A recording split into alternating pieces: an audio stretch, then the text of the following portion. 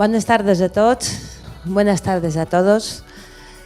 Muchísimas gracias por su asistencia y sobre todo muchísimas gracias al doctor Ricardo Martino por querer compartir con nosotros esta tarde sus experiencias y a Antonio para ayudarnos a presentar al doctor. Seguramente esta tarde vamos a aprender muchas cosas que no sabemos y vamos a poder ampliar nuestros horizontes. Gracias y por la vida de todos. Gracias.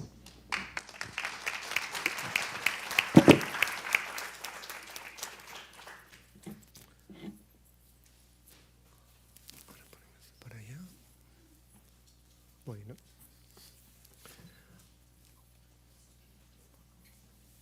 Hola.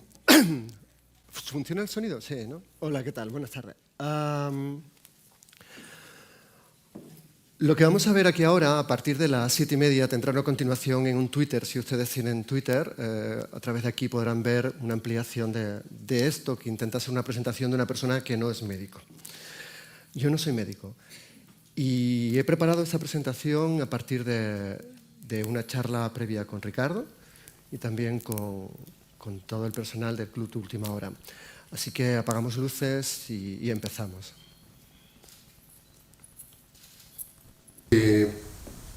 Si me preguntaran exactamente qué recuerdo se me ha quedado de todo este proceso, te diría que, bien, no han pasado ni 2 sábados desde que terminó sucediendo, pero sí han pasado muchos años previos, bueno, un tiempo previo, en el cual tengo 2 cosas que decir. La primera de ellas es gracias, y gracias a la vida y gracias a ella por habernos permitido querernos tanto. Sentirnos queridos y también quererla. Y la segunda de ellas, mira, es curioso, porque nosotros como familia lo sentimos como con muchísimo agradecimiento. Pero en esas conversaciones que tuvimos por teléfono, justo hasta poco antes de que procedieran a su sedación, me lo compartía ella. No es otra que gracias por el sentido tan personal, por el sentido de trato, de cercanía, de ayuda, de facilitación hacia ese tránsito que facilitó la doctora de María, la doctora especializada en cuidados paliativos.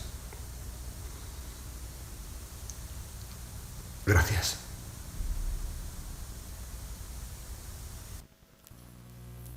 Hace ni 2 sábados que sucedió esta historia. Esta historia es totalmente cierta y ha pasado en casa.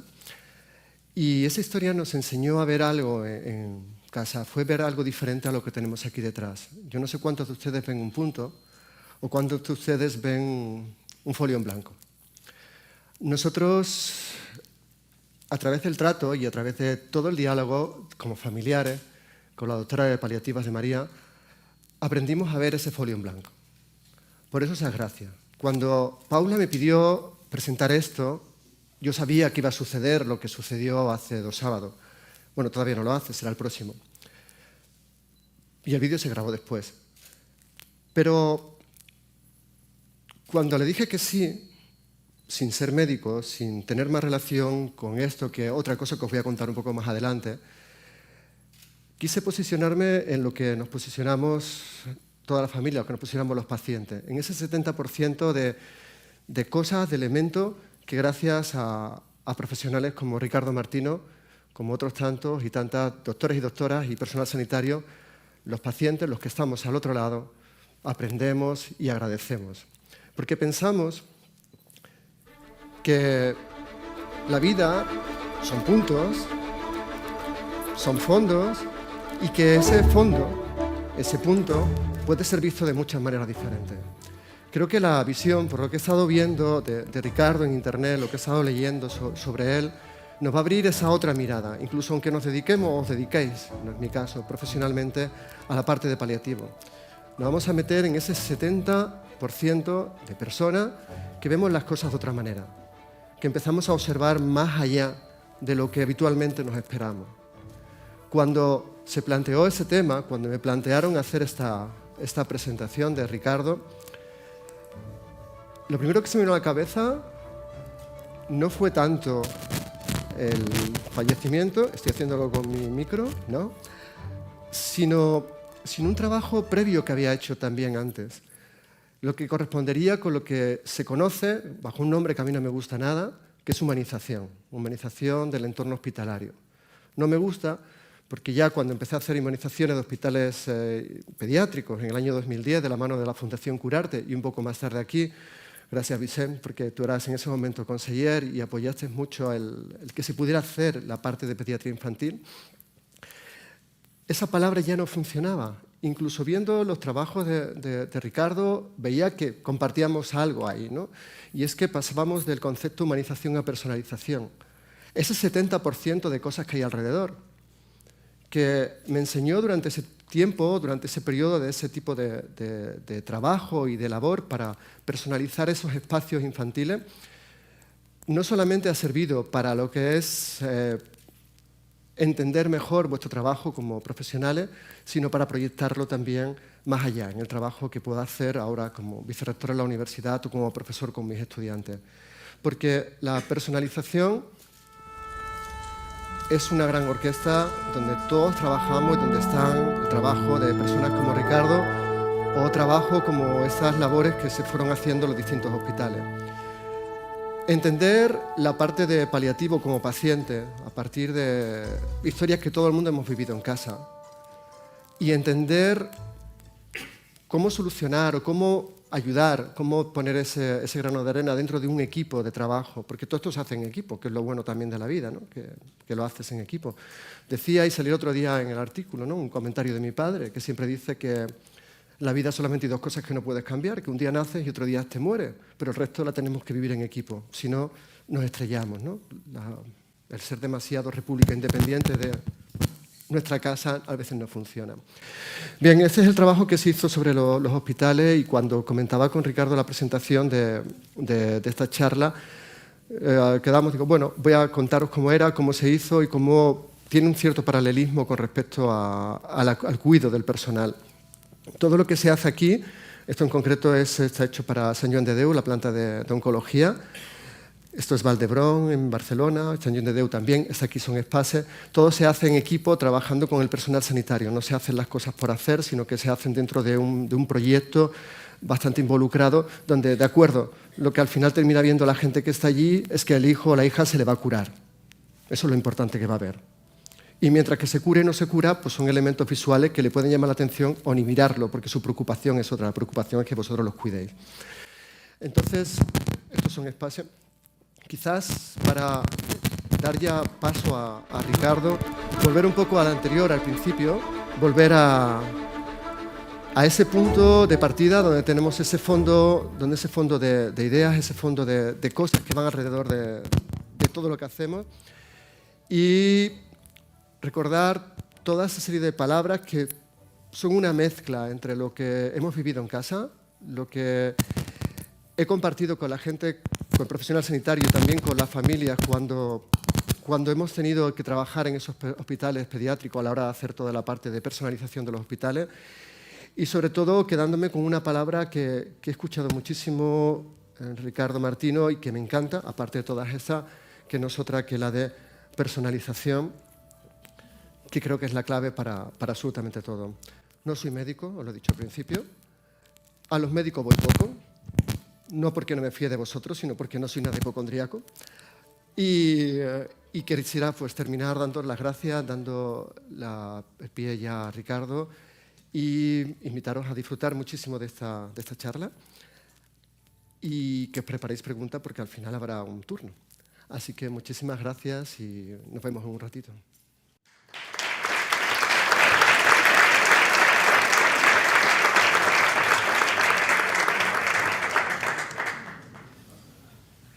¿Ya? ¿Sí? Bueno, buenas tardes. Gracias por la invitación y gracias por estar aquí a los que con un tema tan difícil como este han decidido dar un paso adelante y venir aquí. En diciembre tuve que ir a la Asamblea de Madrid a una comparecencia parlamentaria para explicar qué es esto de los cuidados paliativos pediátricos, ¿no? Y al final, uno de los representantes de uno de los partidos me dijo: doctor, ¿en qué le podemos ayudar? Y yo le dije: cuéntenle a sus votantes que esto es real, que es un problema que hay que poner solución. Con que hagan eso ya nos ayudan mucho. ¿Por qué es importante esto? Bueno, pues porque la sociedad tiene que irse haciendo consciente de que este es un hecho más como cualquier otro. Cuando hemos entrado en el hall, al lado del fotocall ese grande, había el anuncio de una obra de teatro que se llamaba De la vida a la muerte. Nosotros vamos a hacerlo al revés, ¿no? Ustedes vienen aquí pensando que vamos a hablar de la muerte y yo les pido que me acompañen en un camino de la muerte a la vida. Por eso, cuando uno viene, se atreve a dar el paso, venir a oír hablar de cuidados paliativos, cree que solo le van a hablar de la muerte. Pero nosotros vamos a través de historias de vida, intentar llegar a lo que queremos que entiendan, y le agradezco mucho a los profesionales de Son Espaces que están aquí, que hacen lo mismo que yo, que me están apoyando en esto, porque es importante que la sociedad se dé cuenta de esto. Me pidieron que pusiera algunas imágenes y algunas palabras, y he elegido algunas frases que forman parte de lo que, en general, en nuestra sociedad sucede. Los niños no se pueden morir. No se pueden morir. De hecho, cuando se mueren pasa esto. Resulta que hay noticias, porque parece que como no se mueren, cuando se muere uno hay que sacarlo en los periódicos. Se muere un niño de meningitis el año pasado o el anterior con estos niños de Reino Unido. Todo el mundo opinaba a favor o en contra. El problema es que la opinión pública se crea a través de casos excepcionales. Cuando a mí me llamaban los periodistas en su momento para decir: ¿y usted qué opina del caso? Digo: pues mire, yo, sin conocer los hechos, sin saber cuál es la historia de este niño, qué es lo que ha sucedido, no le puedo dar una opinión fundada. Pero la noticia que deben dar es que el 99% de los casos no son noticia. ¿Por qué? Porque se llevan bien. Los médicos son capaces de explicar lo que está pasando, las familias mantienen una buena relación de confianza, no hay reclamaciones, no hay judicialización. Ese es el 99% de los casos. A mí me gustaría que los periodistas dieran esas noticias que no son noticia. Y no solamente se aprovechen estos casos, porque el problema es que crear una opinión pública a través de casos excepcionales hace que tengamos una visión distorsionada de la realidad. Y eso no nos ayuda. No nos ayuda como sociedad, no nos ayuda como profesionales. Así que me encanta que estemos aquí en un ambiente familiar, que ustedes hayan salido de sus casas o de sus trabajos y podamos hablar informalmente de esto. Y si de esto no saliera ninguna noticia, que alguna sé que va a salir porque estamos en este sitio, pero si no saliera ninguna noticia sería lo ideal, porque esto es lo que tenemos que conseguir, que esto no salga fuera, que sea el trabajo diario, el buen hacer de todo el mundo. Claro, la opinión pública dice lo otro, pero la realidad es esta. La realidad es que hay niños que mueren. Pero ¿cuál es nuestra reacción? Por favor, no lo quiero oír, no lo quiero ver. Y es que además no sé cómo explicarlo, porque en castellano no hay ninguna palabra que defina el estado permanente de la pérdida de un hijo. Uno puede ser huérfano, puede ser viudo, pero ¿cómo se llama cuando uno ha perdido un hijo?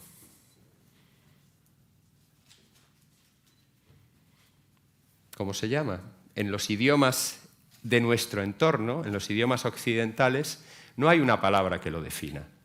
Sí que hay otros lugares del mundo donde tienen una palabra porque es un hecho más natural.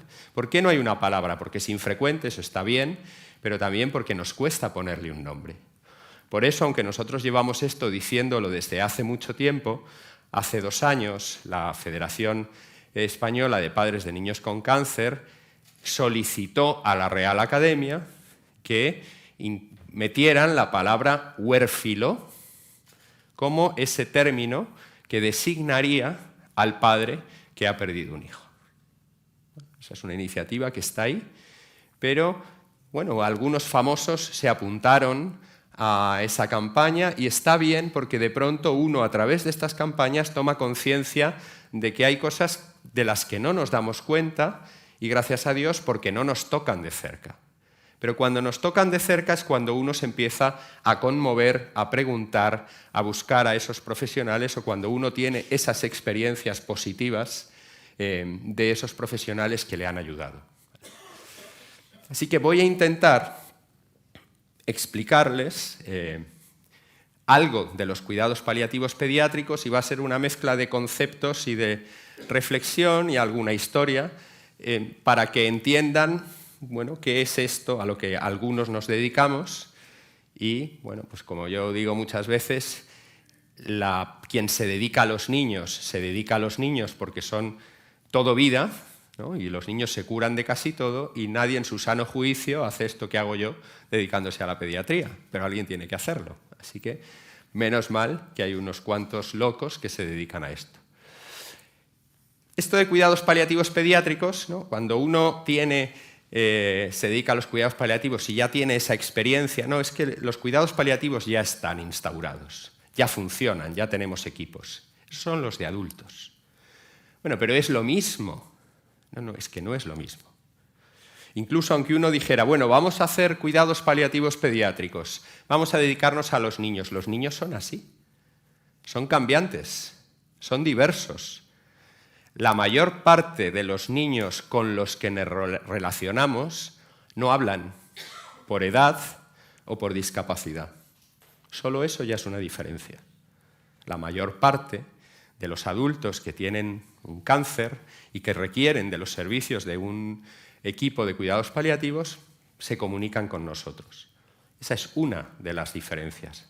Pero hay muchas cosas en el tipo de niños, en el tipo de enfermedades que lo diferencian y que requieren de equipos específicos por una cuestión de calidad asistencial, para darle a cada uno lo que necesita y de la mejor forma. Hay diferentes grupos de pacientes, de niños, que les pasan cosas y a los que nosotros nos dedicamos. Los niños con cáncer son niños que pueden vivir o morir. En general, en España, el 80% de los niños con cáncer van a sobrevivir. Pero hay un 20% que se va a morir. ¿Esos son muchos? ¿Son pocos? ¿Cuánto de nuestro trabajo ocupa? Pues como mucho el 25% de todo nuestro trabajo se dedica a los niños con cáncer. La mayor parte de nuestro trabajo se dedica a otro tipo de niños con otras enfermedades. Ahora, por ejemplo, pues la sociedad empieza a ser consciente de esto de las enfermedades raras, ¿no? Porque se han asociado las federaciones, las asociaciones y las enfermedades raras. Ya todo el mundo tiene una idea de que hay cosas que le pasan a la gente que son muy extrañas. Como hay algunas personas públicas que tienen hijos o ellos mismos padecen una enfermedad rara, se va conociendo. Lo que no se cuenta es que la mayor parte no tienen curación. Entonces, también esos niños con enfermedades raras forman parte de aquellos a los que nosotros nos dirigimos. Esa situación hay que pensar en el diagnóstico de un cáncer o en el diagnóstico, por ejemplo, de un niño de 3 años que está al cuidado de su madre y se cae desde el 3er piso de su casa. Con todo lo que eso genera de pregunta, culpabilidad, responsabilidad. Ese niño está en una situación, entra en cuidados intensivos, puede vivir o morir y a veces queda con un daño cerebral para el resto de su vida y es un niño que nosotros atendemos. Hay otros niños con enfermedades incurables, porque digamos, lo único en lo que estamos de acuerdo con todo esto de lo que vamos a hablar es que todos son incurables. ¿Vale? Cuando alguien quiere trabajar conmigo y vienen porque no, es que es un horario muy bueno y tal, yo le siento y le digo, todos los pacientes se van a morir. Entonces ya se lo pregunta, ¿vale? Y además a veces hay que salir de noche y además hay que irse a cualquier barrio de la ciudad o a cualquier pueblo de la Comunidad de Madrid a atender a este niño. Bueno, pues hay que estar un poco motivado para eso. Pero bueno, hay niños que tienen enfermedades incurables, pero nuestro sistema sanitario español, que es bastante bueno, tiene tratamientos que le permiten vivir más y vivir mejor. Antes se morían con 15 años y ahora no pasarán de los 40. Pero durante ese tiempo de vida, bueno, pues con ayudas técnicas, con aparatos de estos que te ponen presión por la nariz por la noche, con eso se puede vivir más y mejor durante un tiempo, pero tienen enfermedades no curables. En otros países que tienen otros sistemas sanitarios, se siguen muriendo con 15 años, porque no tienen ni tratamiento para el virus, ni la inmunodeficiencia humana, ni tratamientos de estos para la fibrosis quística, ni otras cosas que en España tenemos por el sistema que tenemos. Otros tienen estas enfermedades raras, que además hay que agradecer a los cineastas que hacen películas sobre estos temas, ¿no? Esta es una película antigua, bueno, antigua para los que somos mayores, que se llamaba El aceite de Lorenzo, de una enfermedad incurable. Hay otra ahora que se llama Medidas desesperadas. Son enfermedades típicamente pediátricas, metabólicas, de estas que son progresivas y que solo con el diagnóstico, es decir, cuando uno le dicen su hijo tiene esta enfermedad, ya sabemos que en 8, en 10 años se va a morir. Y además se va a morir después de una vida con muchas limitaciones, con problemas para respirar, para comer, con problemas para comunicarse, para caminar, con muchos problemas. Y son historias de vida con un impacto en la familia muy grande. ¿Por qué? Pues porque a veces los padres tienen que dejar de trabajar para poder cuidar a sus hijos. Porque tiene hospitalizaciones muy prolongadas, muy repetidas. Entonces, bueno, con un coste muy alto para lo que es la vida de una familia. Y no solo, ni en primer lugar económico, pero también económico. O cuando pasa esto que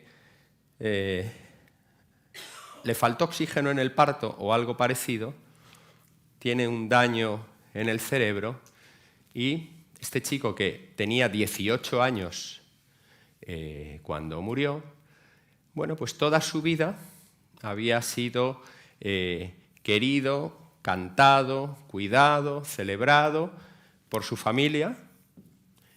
Había ido al cole cuando pudo, pero luego dejó de poder ir porque tenía muchas limitaciones incluso para moverle, porque ya no se podía sentar en una silla.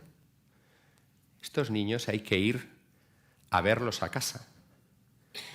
Y serán niños, tengan 18 o tengan 25 años, porque nunca han dejado de ser niños. Desde que nacieron tenían pañal, desde que nacieron había que darles de comer, desde que nacieron había que bañarles y así durante 18 o 25 años. Por eso, muchos de los niños que atendemos, les atendemos a pesar de lo que diga el carnet de identidad, porque en el modo de atenderlo, en lo que necesitan, siguen siendo niños.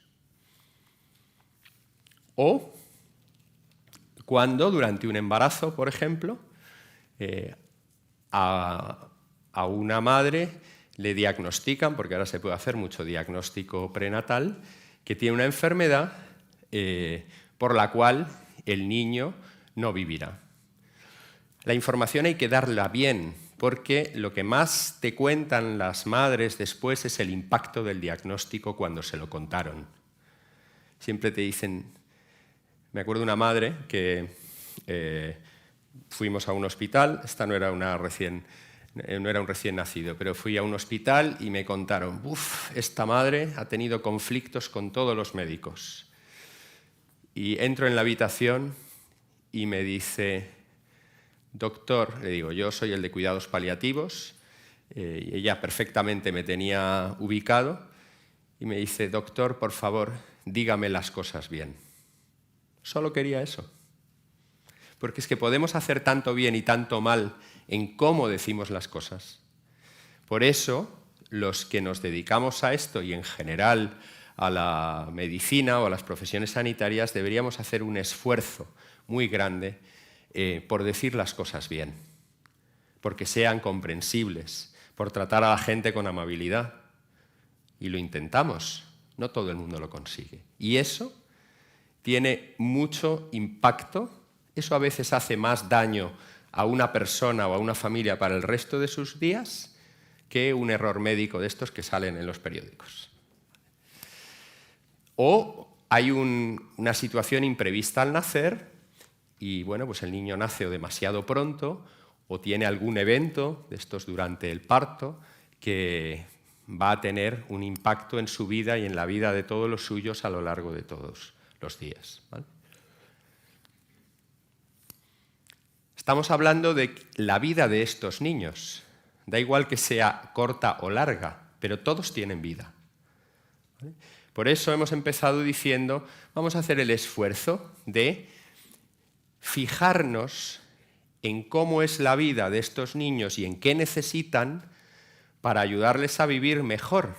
Ya se morirán algún día, pero no estamos ahí pensando todo el rato en la muerte, la muerte, la muerte. No, si estuviéramos pensando en la muerte no trabajaríamos en esto. Nosotros nos ocupamos de la vida de los niños. Por eso les he invitado a acompañarme en este recorrido para poco a poco ir dejando esto de la muerte y pensar que hay gente con vidas difíciles, pero vidas que duran, vidas que tienen mundo de relación, vidas que tienen trabajo, vidas que tienen familia y que vidas que suponen un esfuerzo y un aprendizaje, ¿no? Cuando hablamos de esto, todo el mundo hace así un poquito y se incomoda. Sin embargo, miramos a otro lado, leemos un libro de autoayuda, de los que se venden en las tiendas tal, y los que más impacto tienen son aquellos que hablan de la resiliencia, ¿no? Ahora se ha puesto de moda hablar de la resiliencia. ¿Y eso qué es? Eso en realidad, eso es la capacidad de afrontar la adversidad y superarla. Yo no conozco familias más resilientes que las de estos niños, porque sacan vida de donde no la hay, sacan fuerzas de donde no lo hay y tienen un cuidado ejemplar del que nosotros aprendemos todos los días. Así que esto de los cuidados paliativos pediátricos tiene que ver con la vida de la gente. ¿Y qué son los cuidados paliativos pediátricos?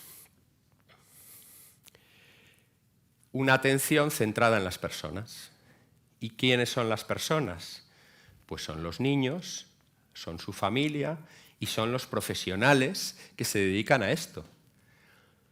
Y quien se dedique a los cuidados paliativos tiene que cuidar un poquito a todos, porque todos sufren. Sufre el niño, sufre la familia, sufren los profesionales de diferente modo, pero a todos hay que ayudarles, ¿vale? Por eso, cuando nosotros, los que nos dedicamos a esto, nos llama un oncólogo o un neurólogo y nos dice, oye, tengo este niño en esta situación, cuando nosotros vamos, también a él le estamos aliviando algo que le cuesta hacer. Y no quiere decir que a nosotros no nos cueste, pero desarrollamos estrategias para hacer las cosas bien y que todo el mundo salga beneficiado. Y por eso a mí me gusta hablar de personas, ¿no? De la personalización. Ahora, otra de las cosas que está de moda, por una parte en la autoayuda está la resiliencia, pero por otra parte, con las terapias avanzadas y los tratamientos biológicos, también salen las noticias medicina personalizada. La medicina personalizada, ¿qué dicen que es? Son esos tratamientos específicos, eso es medicina de precisión, pero la medicina personalizada y personalizadora es la del tú a tú, es la que se da en la relación entre personas. Eso es la medicina personalizadora, personalizada y personalizante. Así que no hay nada más sencillo que decir, bueno, ¿y cómo hacemos esto de tratar a la gente bien? O cuando dicen, no, los cuidados paliativos dan atención integral. ¿Y qué es esto? Pues que atiende la esfera psicológica, espiritual, física y tal. ¿Qué hace? Tratar a la gente como personas y darse cuenta de que uno no sufre solo por la pierna o por el estómago, sufre por soledad, desamor, tristeza. ¿Vale? Entonces, el sufrimiento es algo más que el padecimiento físico. Lo que pasa es que a veces el mayor esfuerzo que tenemos que hacer es tratar al niño como persona, porque nosotros ya decidimos por el niño. No, ya nosotros sabemos lo que es bueno para el niño. Nos olvidamos de que el niño es una persona.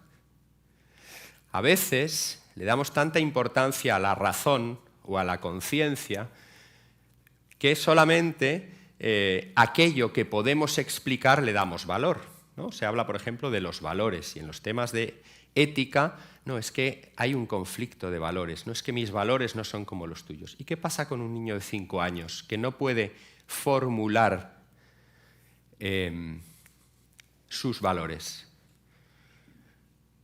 ¿No sabe lo que es bueno para él? ¿No puede expresarse? ¿No hay que escucharlo? Lo importante de tratar al niño como persona es que las personas pueden tener experiencia de lo bueno, aunque no tengan conciencia de lo bueno. Por ejemplo, un niño puede tener una experiencia de ser querido, de ser perdonado en su familia, puede tener una experiencia de rezar con sus padres en casa, si es esa la costumbre familiar, aunque no sepa explicar qué significa el perdón o la fe. Pero eso no quiere decir que esas experiencias a él no le den la seguridad de aquí estoy bien y cuando no tengo esto estoy mal. Por eso nosotros intentamos que el niño darle las oportunidades de que siga teniendo esas experiencias de lo bueno, aunque sea un recién nacido y no se pueda expresar.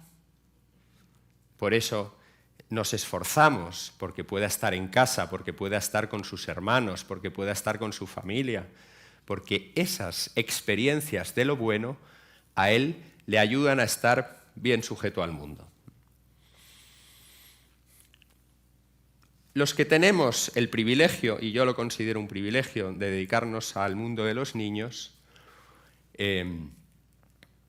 incluso a este difícil mundo del que estamos hablando, podemos aprender mucho de ellos. Les voy a invitar a que piensen en un niño recién nacido. Un niño recién nacido, cuando nace, los que han estado en un parto saben que hay que secarlo, calentarlo, y luego hay que ponerle al pecho de la madre rápidamente para que se establezca la lactancia materna. Si ese niño no fuera secado, calentado, y no se le pusiera al pecho, moriría. Y moriría siendo sano, sin ninguna enfermedad. Solo por ser un ser humano. Porque la especie humana es una especie vulnerable. Así que la fragilidad es una condición inherente al ser humano. Lo que pasa es que nos olvidamos. ¿Parece que somos más humanos cuando somos más fuertes? Pues somos más humanos cuando somos más débiles.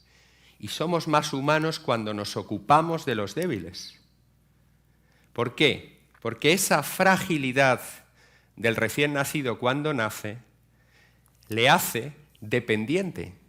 Es decir, necesita de otros para sobrevivir.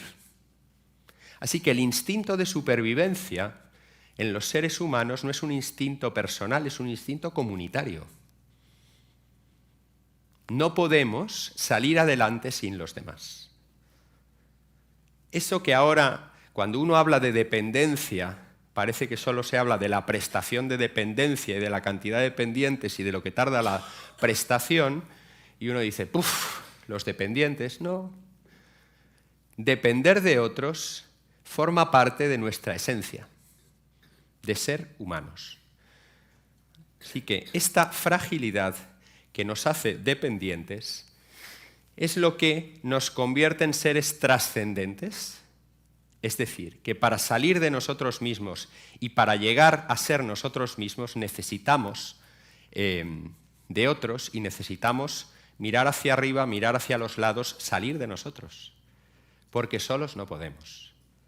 Y además, esta dependencia es lo que nos hace seres relacionales, vinculados a las personas, vinculados a las cosas, vinculados a nuestra historia, vinculados a nuestra perspectiva de futuro, a nuestros ancestros. Hay muchos lazos con los que estamos sostenidos en el mundo.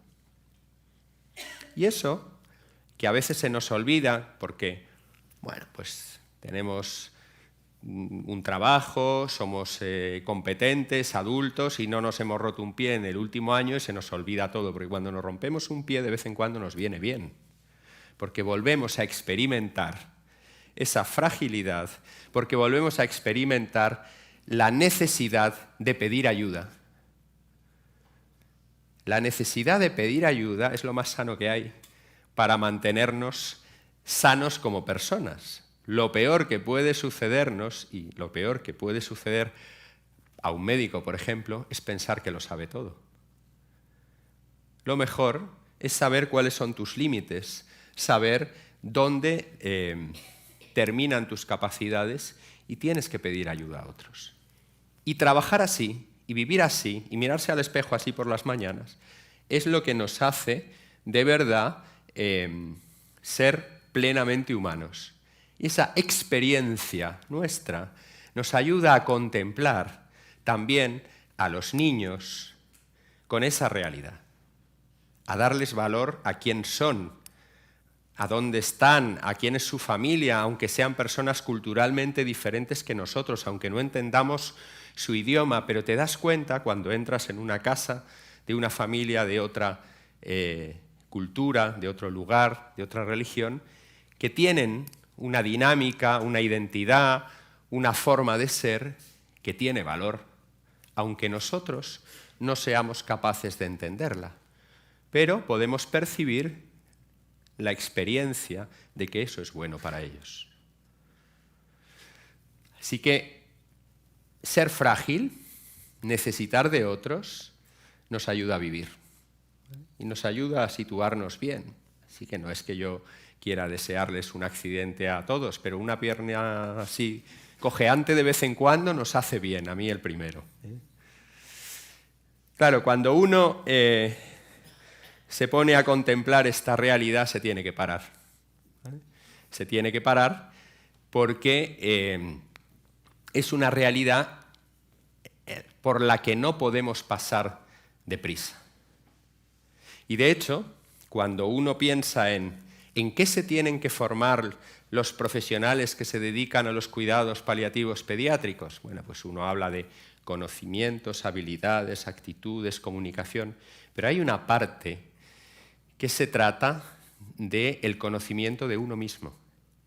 Porque si uno no ha reflexionado sobre su propia fragilidad, sobre su propia muerte, sobre su propia vulnerabilidad, sobre sus propias creencias, no tiene la libertad y la objetividad suficiente para acompañar todos esos procesos cuando se dan en las familias a las que está atendiendo.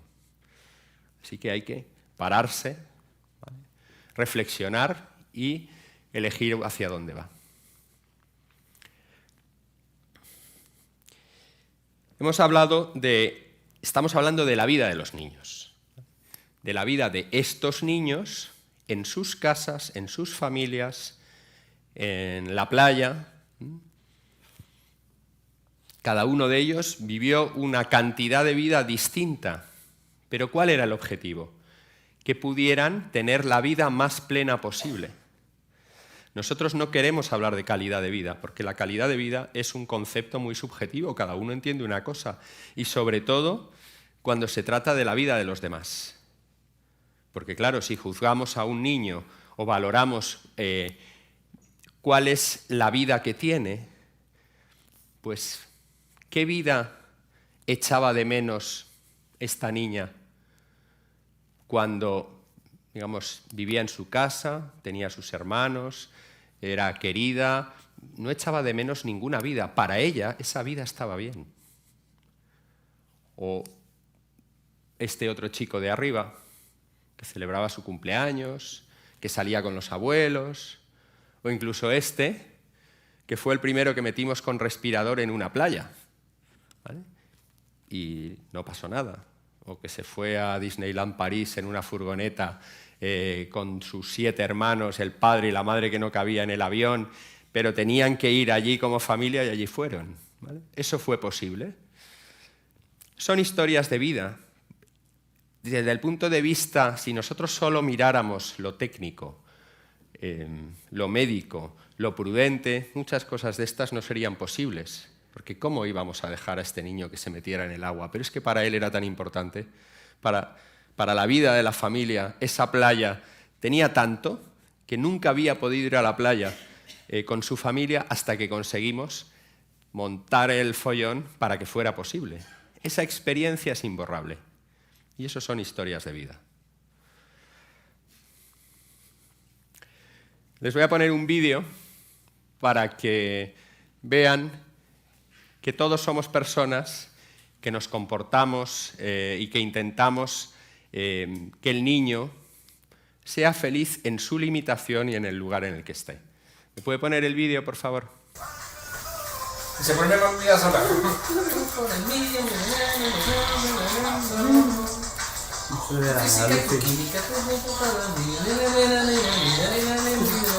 Ya no puedo más. Ya no puedo más. Ya te queda poco.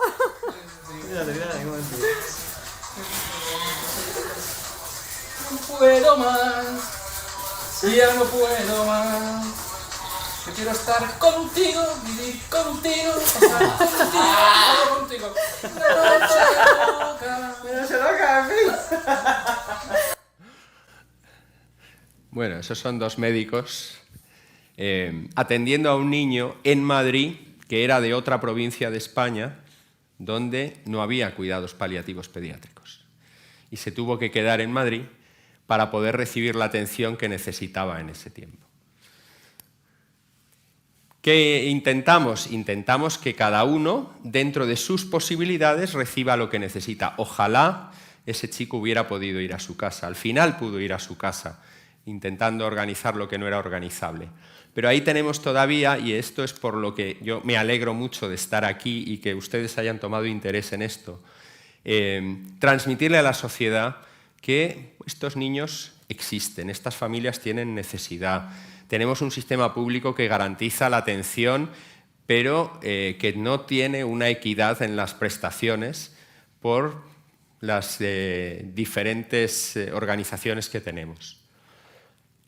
Aquí en Baleares no estamos mal, porque tenemos un buen equipo, pero el problema de la insularidad todavía no está resuelto y todavía hay cosas que se pueden hacer mejor.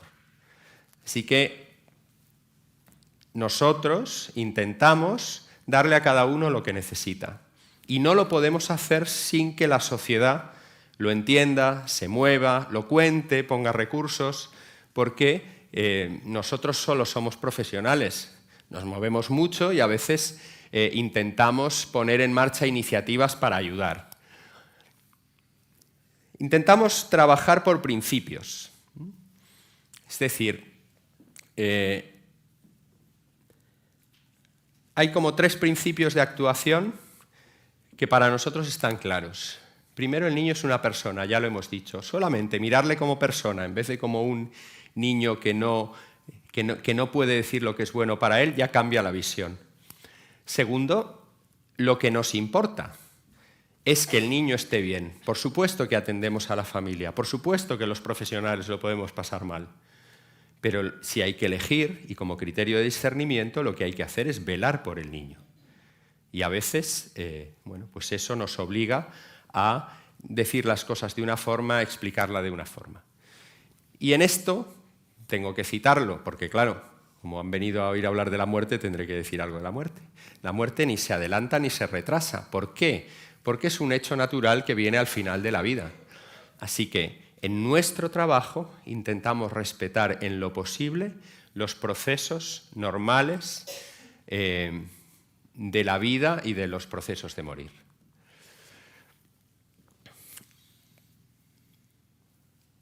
Nosotros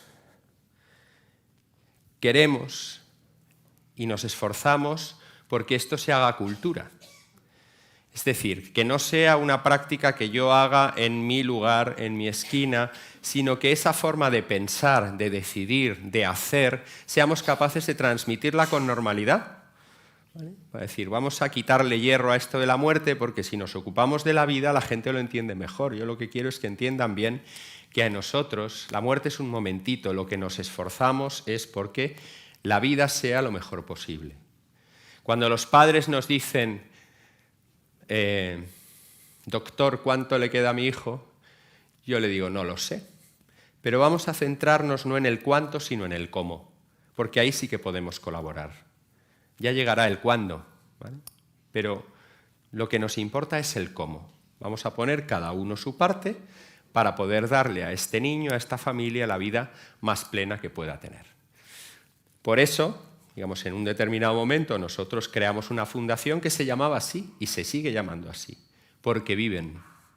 Porque de lo que nos ocupamos es de que los niños vivan bien y estamos intentando ayudar y promover el desarrollo y el apoyo de los equipos de cuidados paliativos pediátricos, que deben ser públicos y que en el sistema de salud español eso tiene que ser así, pero que a veces los recursos públicos no bastan y hay que buscar otras fuentes y otras personas, instituciones que puedan ayudar. Musicoterapia, ¿eso qué es? Bueno, también está de moda, no sé, pero en cuidados paliativos pediátricos es una actividad que permite la comunicación, las relaciones familiares, alivia el dolor, la tensión y cada vez más, no solamente desde la Fundación Porque Viven, sino desde otras instancias, se están promoviendo programas de musicoterapia en instituciones o musicoterapia a domicilio. Solo compartir con ustedes que si todo va bien a primeros de julio tendremos una planta de hospitalización en el Niño Jesús y este es el proyecto del primer centro dedicado a niños con cuidados paliativos pediátricos en España. En el Reino Unido hay 50, pero en España no tenemos ninguno, ¿no? En el mundo de los adultos están las residencias de ancianos, las unidades de paliativos, las de media y larga estancia, pero los niños no tienen nada. Como no se pueden morir, ¿no? Como no se mueren, pues no hace falta nada. O tienen el hospital y a veces permanecen en hospitales como los que conocemos, que no están preparados para ese tipo de pacientes durante mucho tiempo. Y si no, la alternativa está en casa, que está bien. La mayor parte de los niños pueden ser cuidados en casa, siempre que le puedas dar atención 24 horas. Porque la gente, si no, tiene miedo, se inquieta y se va al hospital. Pero hacen falta también centros, porque en eso sí que hay inequidad. O sea, los niños solamente son niños, son muy pocos, además no votan y además no se mueren. Y eso hace que en este momento haya una falta de prestación y una inequidad en las prestaciones de cuidados paliativos en relación a los adultos y además en cuidados paliativos pediátricos, inequidad en general en el territorio español. Solo esto para su conocimiento. Pero bueno, para que no se vayan tristes, lo más importante es que aquí se vive todos los días y se muere solo una vez. Muchas gracias.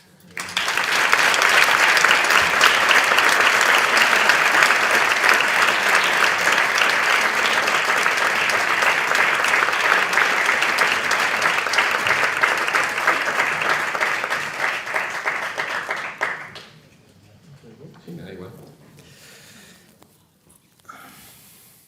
Oye, me he quedado sin pregunta.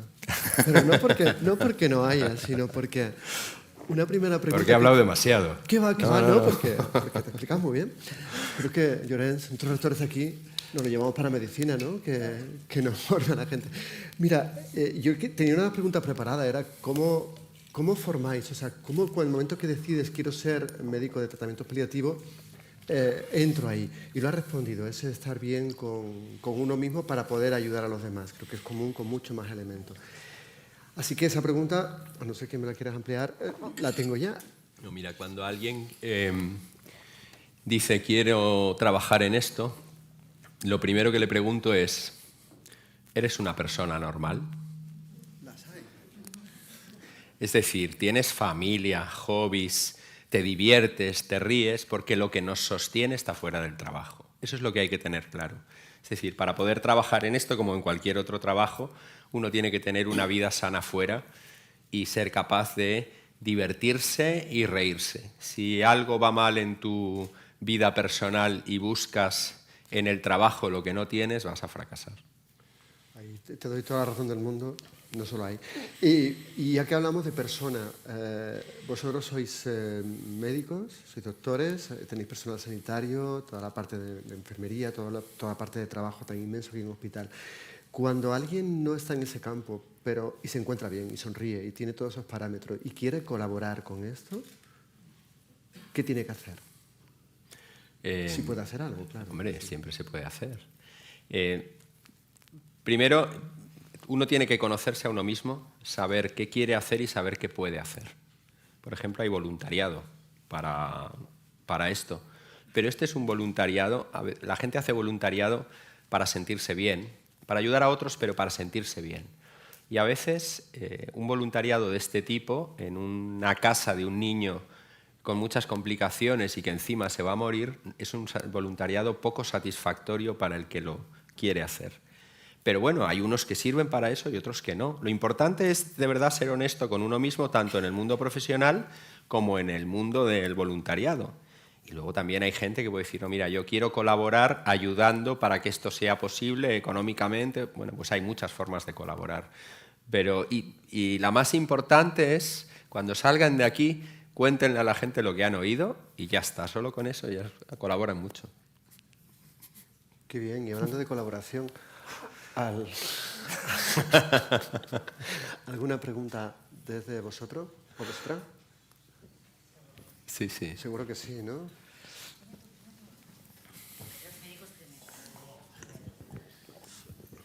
Gracias. Bueno, en primer lugar, felicitar al Club de Última Hora por haber pensado en esta iniciativa y ese tema, porque creo que es suficientemente importante como para poder hablar de ella.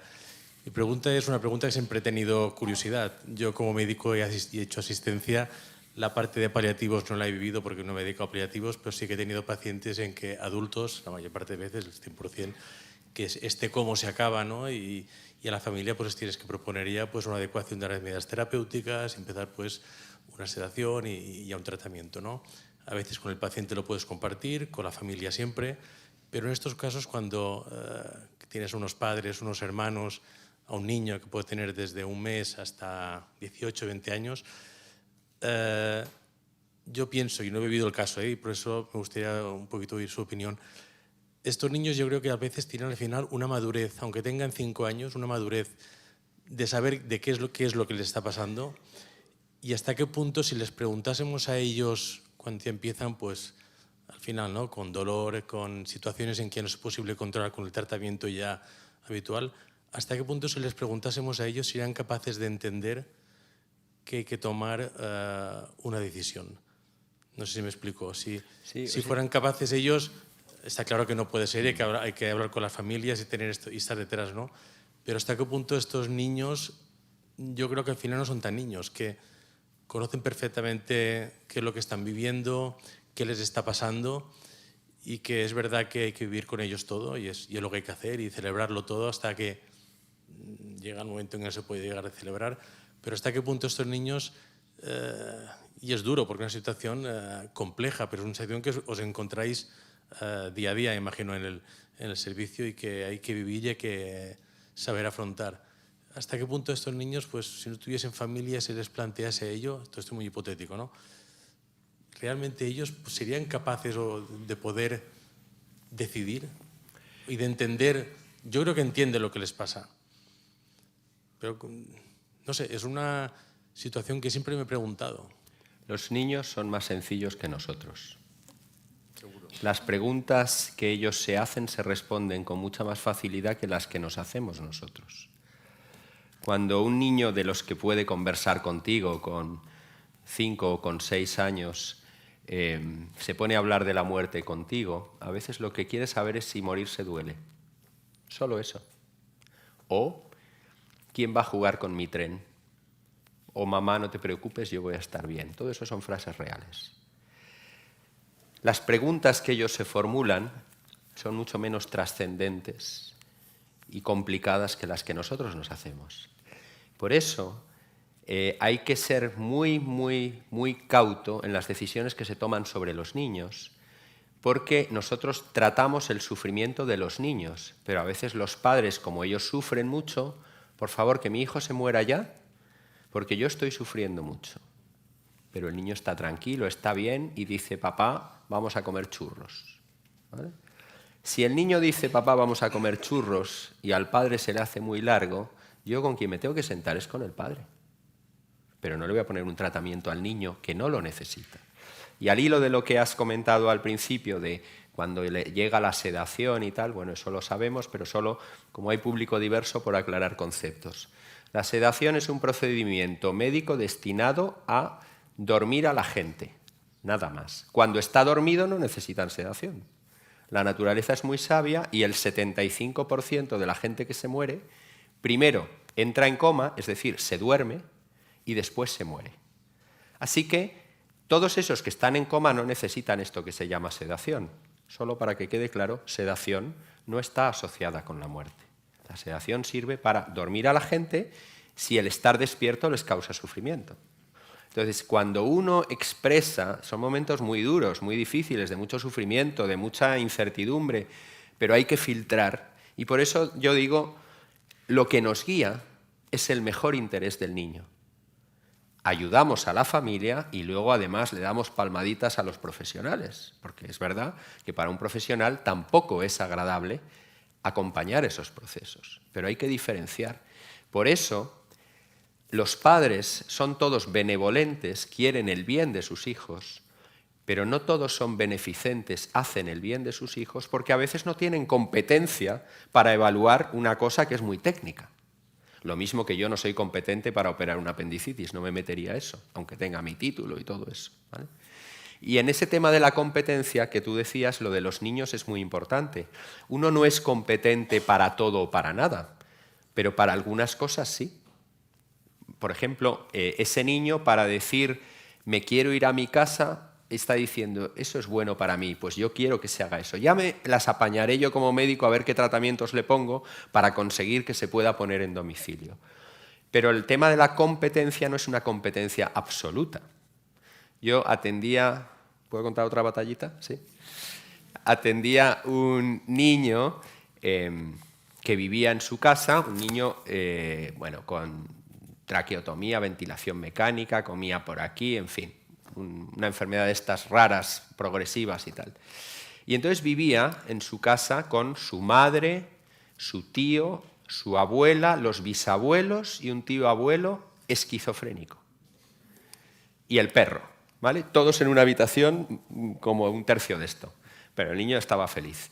Y entonces la madre, la abuela y la bisabuela, que en general, bueno, pues las mujeres tienen ahí el primer lugar en el cuidado, a veces estaban tan metidas en el fragor de la batalla que lo veían todo negro. Y entonces te llamaban, ay, doctor, está fatal, fatal, fatal, es que esto, es que lo otro. Pero bueno, entonces yo, para desempatar, le preguntaba al tío esquizofrénico, Antonio, ¿tú cómo ves a Pablo hoy? Yo le veo como siempre. Y yo me quedaba tranquilo. Y cuando le decía, oye, Antonio, ¿tú qué piensas? Pues mira, es que no... hay algo que no va bien. Le daba mucho valor. Porque ese hombre no tenía filtro. No me quería engañar, me quería vender sus cuadros, tal. Yo jamás le dejaría la gestión de mis cuentas. Pero para valorar el cambio de su sobrino nieto era perfecto, porque no te quería engañar. Entonces, ese hombre era competente para la valoración clínica de su nieto o de su sobrino nieto, aunque no fuera competente para gestionar sus cuentas, ni las mías, y bueno, tenías que saber tratarlo, ¿no? Entonces, el tema de la competencia, yo creo que es igual en los niños que en los adultos. Bueno, pues cada uno se nos debe pedir aquello para lo que estamos capacitados, y hay cosas en las que no nos debemos meter. te he contestado demasiado largo, pero es que me lo has puesto a huevo. ¿Tenemos alguna por allí, por favor?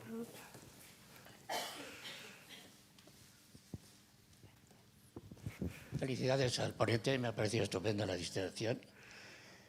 Yo quería comentar que no sé si se puede considerar un éxito de la medicina el que ciertas enfermedades invalidantes, un retraso psicomotor severo, pacientes con parálisis cerebral, de la causa que sea, que es verdad que gracias al soporte médico domiciliario se permite que lleguen a edades mucho más prolongadas. Entonces, la ley de dependencia permite una exención laboral familiar hasta los 18 años. A partir de esa edad, desde el punto de vista médico, seguirán los soportes de paliativos pediátricos o de adultos, pero desde el punto de vista social y económico, ¿qué apoyos tienen estas familias? Bueno, ese es un problema que está por resolver, ¿vale? El tema de las familias con niños que tienen discapacidades hasta los 18 años está más o menos resuelto, se alarga hasta los 21, pero a partir de ahí no hay muchos recursos, hay instituciones en las que pueden vivir, pero hay centros de día de tipo social a los que pueden ir, pero a veces requieren tantos cuidados sanitarios que no hay instituciones para que estén. Y a veces es una población que está fuera del sistema. O sea, los chicos y chicas de 35 o 40 años con una enfermedad neurológica degenerativa que viven en una institución, a veces están fuera del sistema, porque el sistema no tiene manera de identificarlos o atenderlos. Un 15% de los pacientes que atendemos nosotros es mayor de 18 años. Estamos ahora, por lo menos en la Comunidad de Madrid, haciendo con los paliativistas de adultos un tutelaje para que ellos aprendan a llevar esos pacientes con enfermedades de la infancia. Porque los internistas no están formados para atender esas enfermedades que antes no llegaban y ahora a veces llegan. Entonces, es verdad que ese es un área que todavía está por resolver desde el punto de vista sanitario y también desde el punto de vista social. En lo que yo sé, ¿vale? Que no lo sé todo ni de lejos. Pero le agradezco que lo diga porque es una de las preocupaciones que tenemos. Aquí delante tenemos dos, el señor rector y Paula.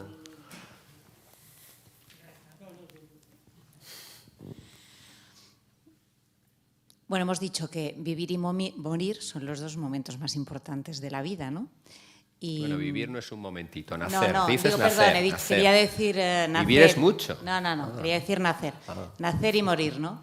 Y todos lo sabemos, a todos nos ha costado venir hoy, ¿no? Nos cuesta hablar de esto. Gracias por reconocerlo. Vale, es verdad. ¿Por qué vivimos tan de espaldas a la muerte y qué podríamos hacer para que no fuera así? Si son los dos momentos más importantes de nuestras vidas o los únicos que sabemos que van a suceder, ¿no? Pues yo creo porque tenemos un... O sea, en la sociedad actual se vive una esquizofrenia con la relación con la muerte. ¿Vale? Se están quitando las películas de Bambi, todas esas crueles que matan a los protagonistas y que los niños ven, pero era una de las formas en que los niños aprendían que la vida tiene principio y fin, lo mismo que cuando tenían una mascota se moría y la enterraban. Y por otra parte pueden jugar al Fortnite o a juegos donde da puntos matar. ¿Vale? O somos capaces de ver en televisión las decapitaciones en directo que suceden a miles de kilómetros de distancia. Entonces tenemos una relación muy esquizofrénica socialmente con la muerte porque lo ocultamos, queda feo, ¿no? Bueno, hasta nuestros tanatorios parecen hoteles de 5 estrellas. ¿No? Uno ve una foto de un tanatorio, si no ves nada y no sabes dónde estás. Podría ser el hall del hotel donde yo he estado y tendría el mismo aspecto. Escondemos la muerte y parece que vivimos de espaldas a la muerte porque queremos transmitirle a nuestros hijos un mundo sin problemas que es irreal. Es necesario empezar a normalizar, y por lo que he dicho, que los niños tienen muchos menos problemas que nosotros con el tema de la muerte, y hay que empezar a normalizarlo, y no hay que estar hablando de muerte, muerte, muerte todo el día, pero si alguien se muere en la familia no pasa nada porque se comparta. Entonces, ese tabú social que se ha hecho de la muerte y que nos hace vivir en una esquizofrenia hace que medicalicemos la muerte, ¿vale? Y la muerte es el fracaso de un tratamiento porque todo se puede tratar, y vender eso a la población es irresponsable porque la medicina no lo puede todo y la muerte es inexorable. Entonces decir, no es que se ha muerto porque, como las noticias que yo ponía antes, se ha muerto un niño de meningitis en Alicante, algo ha pasado, alguien lo ha hecho mal. No, se ha muerto, ¿vale?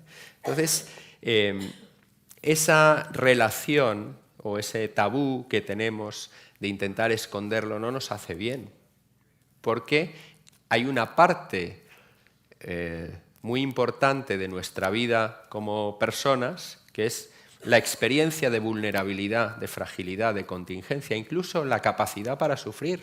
Parece que el sufrimiento es horrible, pero sufrimos porque podemos. Sufrimos porque somos seres humanos.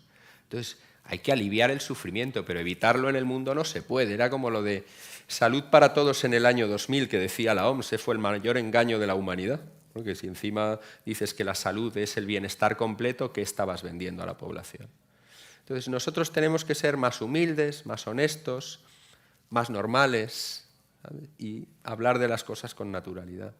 Entonces, bueno, pues yo creo que cada uno, con su granito de arena, tiene que ir contando las cosas, pero es que ahora decir cosas feas es políticamente incorrecto y no puedes decir esto, no puedes decir lo otro, tal. No, pues es que vivimos como en un corsé, mirando a derecha e izquierda, qué puedo decir y qué no puedo decir. Pues creo que hay que relajarse un poco y hablar.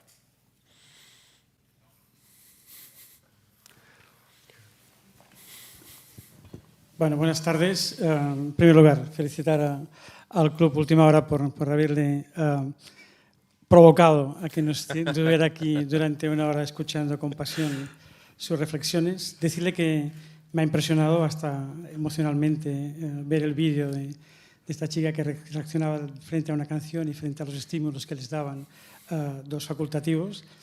Y mi pregunta viene un poco a relación con la conferencia en que he estado antes, donde trabajábamos en el tema de la transformación digital, ¿no? Donde la inteligencia artificial se ponía en el centro del desarrollo económico, cultural, social, y también se hablaba de salud, ¿no?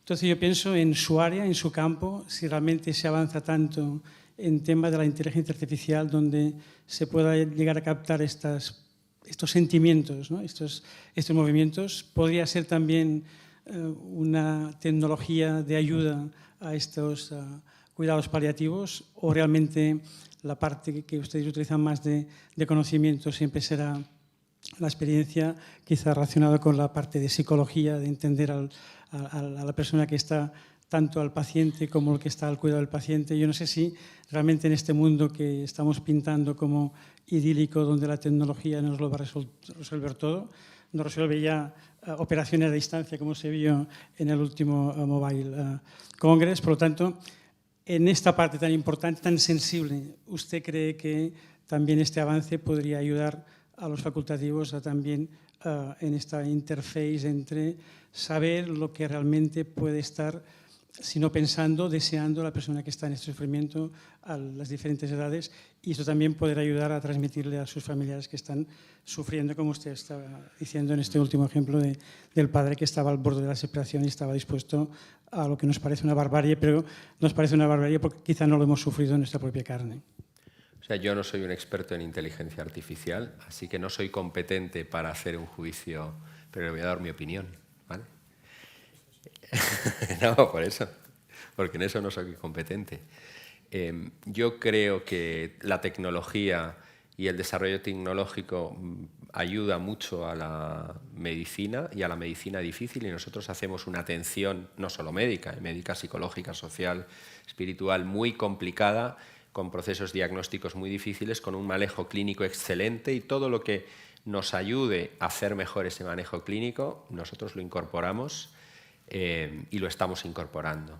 Ahora, que sea sustituible la relación empática, misteriosa y no verbal que se da entre usted y yo cuando nos miramos por la inteligencia artificial, no lo sé.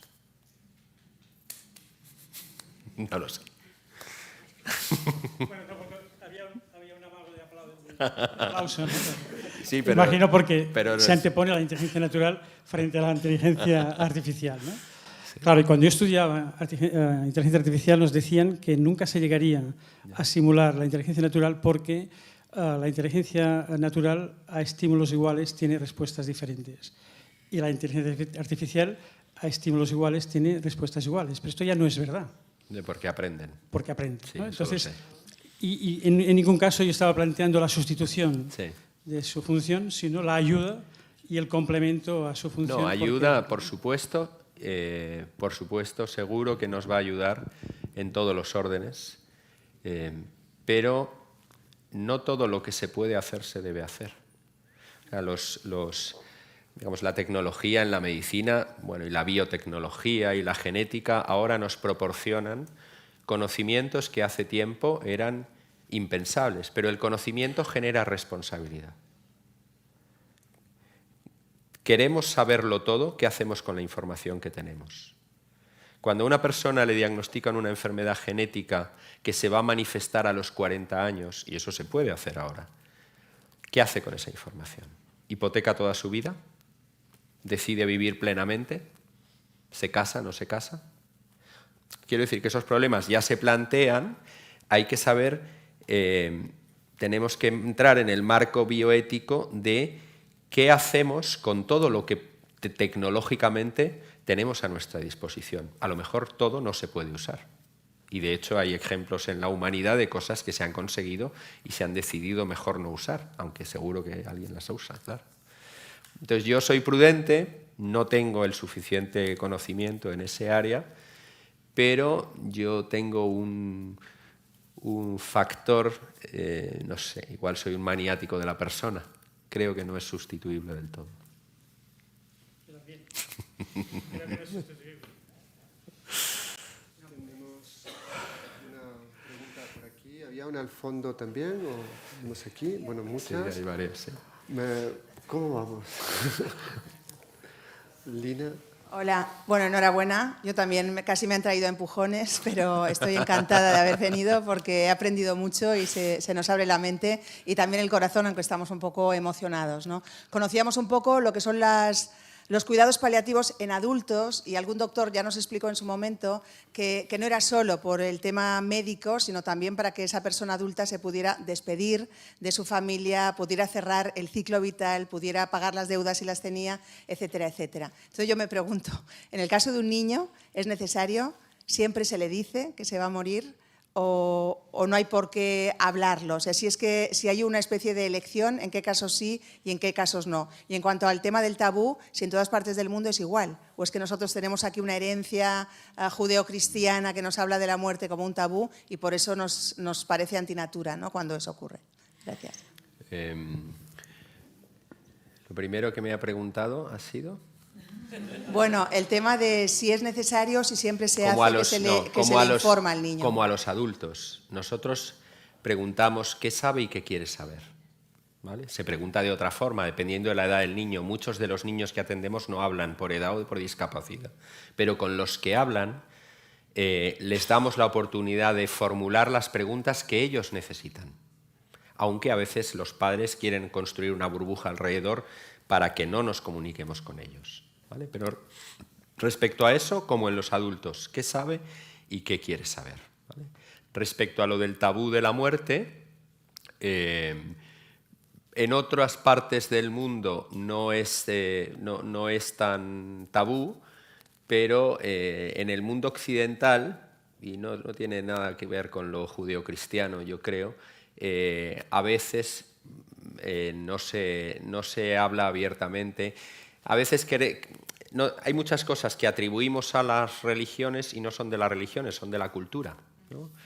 Por ejemplo, con el tema de la incineración y los enterramientos, pues algunos nos dicen, no, es que nosotros no queremos que nuestro hijo sea incinerado, pero es una cuestión cultural por el país en el que viven y porque la persona que profesa la misma fe en otro país piensa totalmente distinto, ¿no? Yo creo que hay que normalizarlo y, sobre todo, hablarlo en entornos pequeños.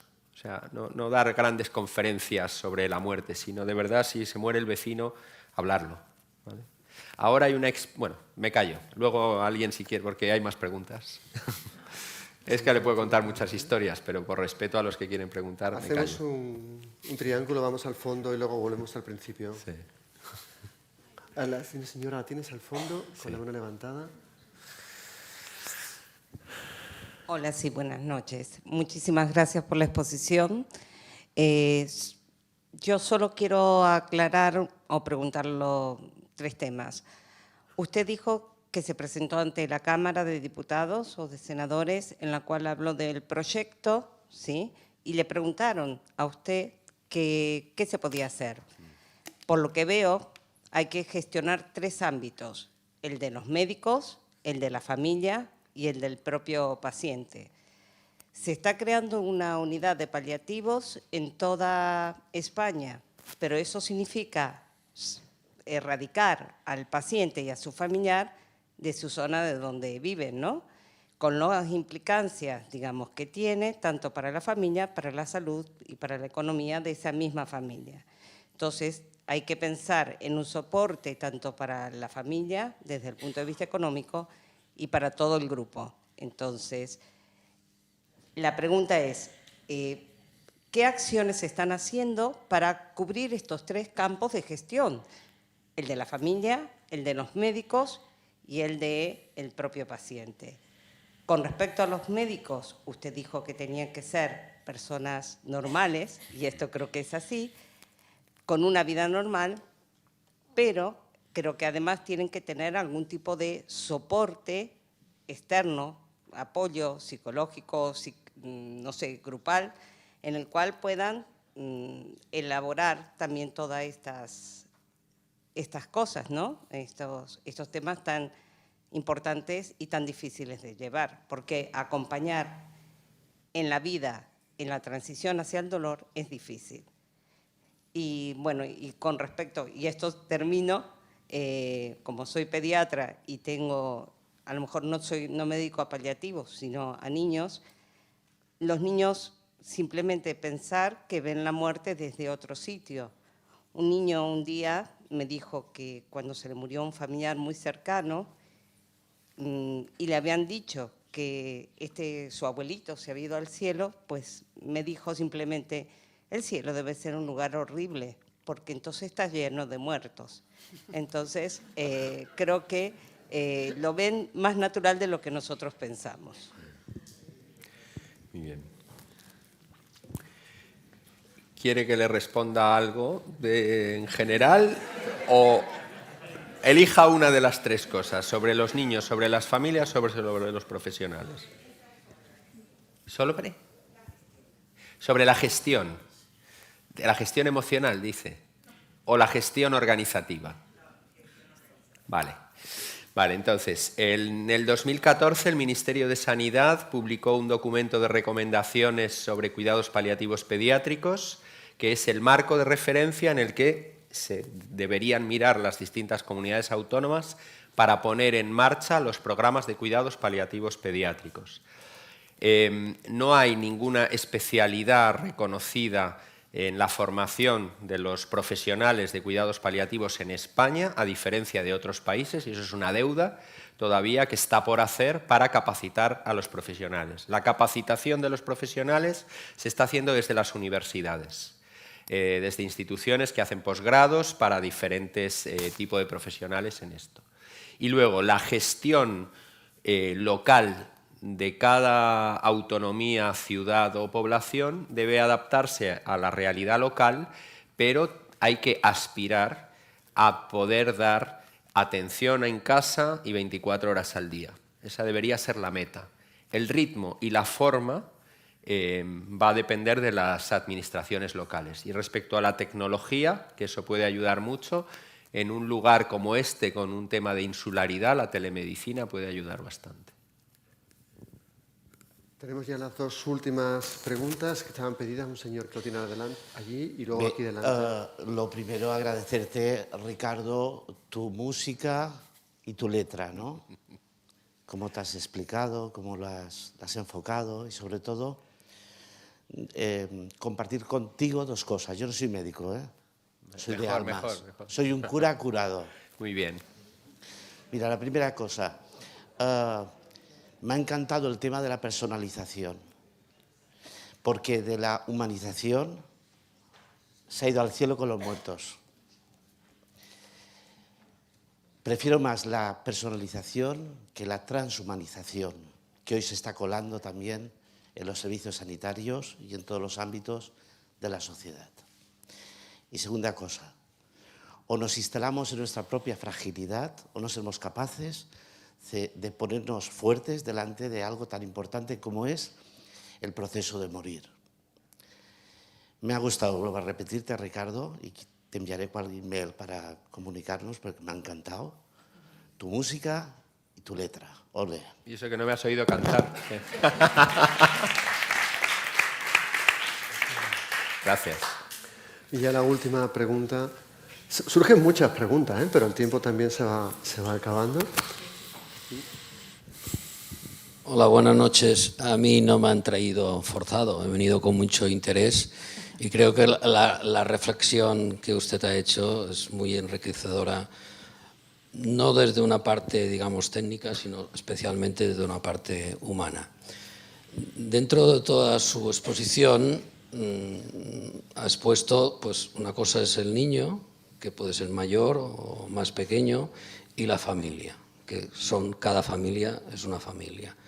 Entonces, hay uno que a veces se expresa y otras veces no.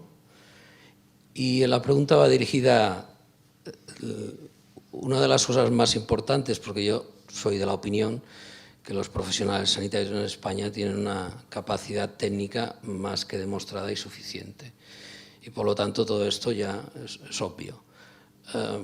La pregunta va, como un elemento muy importante de la relación con el niño o con los padres es la comunicación, que puede ser verbal o no verbal. Los profesionales que trabajan en su unidad o en su servicio reciben formación específica en comunicación, porque es el instrumento más importante de todos. Y una segunda precisión, ¿la atención espiritual está contemplada? ¿Se ofrece esa demanda? Gracias. Vale. A la primera pregunta, en los programas formativos de cuidados paliativos pediátricos, nosotros tenemos un máster específico, hay un área exclusivamente destinada a la comunicación y para nosotros el entrenamiento en comunicación de buenas, regulares y malas noticias es esencial. Y de hecho, digamos, desde nuestra unidad también impartimos talleres de comunicación para otros médicos y para que aprendan, bueno, pues las claves de una buena comunicación. Y es verdad que ese es un déficit en nuestra formación, porque bueno, pues lo que más hacemos en medicina todos los días es hablar y escuchar y no hay ninguna asignatura en la carrera que te enseñe eso. Pocas cosas. Bueno, entonces, bueno, yo como soy muy viejo, pues en la mía no había. Pero esa es es un área en la que nosotros incidimos especialmente, por supuesto. Atención espiritual, por supuesto, debe haberla, porque la persona sufre y la dimensión espiritual, como yo he dicho antes, es esencial al ser humano porque forma parte de la propia fragilidad y de la necesidad de salir de uno mismo para encontrar una respuesta fuera de uno mismo. Puede ser hacia arriba o hacia los lados, depende de las convicciones de cada uno.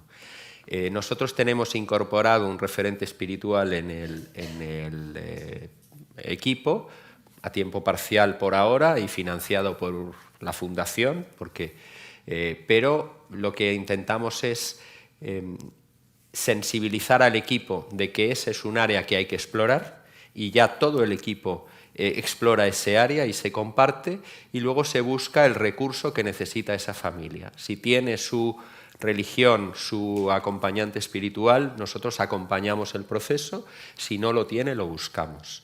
Y la persona que tenemos en el equipo por ahora tiene una función más de mantener viva esa sensibilidad entre nosotros, porque todavía no lo tenemos a tiempo completo para poder actuar cara a las familias, aunque lo hace. Pero sí, debe ser esencial. Pues terminamos ya con esta última aportación. Yo quizá del último que has dicho algo clave para la personalización, la comunicación entre humanos, algo que se nos olvida tanto en estos tiempos de Twitter agresivo, donde necesitamos mucho más para estar más cerca de la gente. O sea, genial, porque ese campo sí sé un poquito más que de este. Sí. Con lo cual la apoyo muchísimo. Pues yo no, así que es fenomenal. Bueno, fíjate, que lo ahora hables vamos a tener un tándem súper bueno. Fenomenal. Que yo que quería colaborar con vosotros, fíjate, por ahí vamos a entrar. Que muchísimas gracias Club Última Hora por esta conferencia sobre valores con motivo de la preparación de los premios Surel de Plata que tendremos en octubre, y muchísimas gracias a todas ustedes y todos ustedes por venir aquí. Y a Paula y Carmen Serra, gracias por confiar en un no doctor para presentar a un gran doctor. Así que gracias.